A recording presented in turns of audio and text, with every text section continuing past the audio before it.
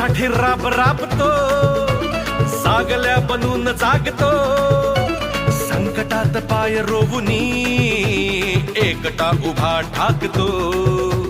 सणांसाठी राब राबतो, जागल्या बनून जागतो, संकटात पाय रोवुनी. शिवसेनेकडून आपल्याला उमेदवारी मिळालेली आहे, काय सांगाल पुढचं विजन कसं असेल, कशा पद्धतीचं? काय विजनाचा विजन घेऊन चालणाऱ्या नेत्याच्या नेतृत्वाखाली आम्ही काम करतोय.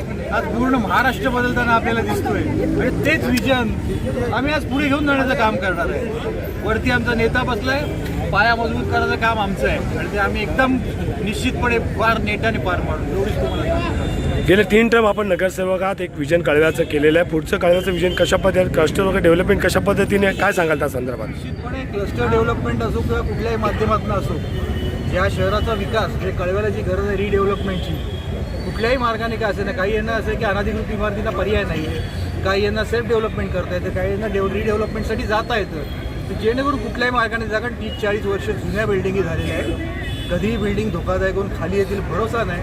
त्यामुळे कळव्यातला ज्वलंत प्रश्न जो आहे रिडेव्हलपमेंटचा, त्याला आम्ही पहिले हात घालणार. कारण रिडेव्हलपमेंट होईल तेव्हाच सगळे मोठे मोठे रस्ते, पार्किंग प्लॉट, उद्यानं ही सगळी या कळवेवासियांना मिळतील.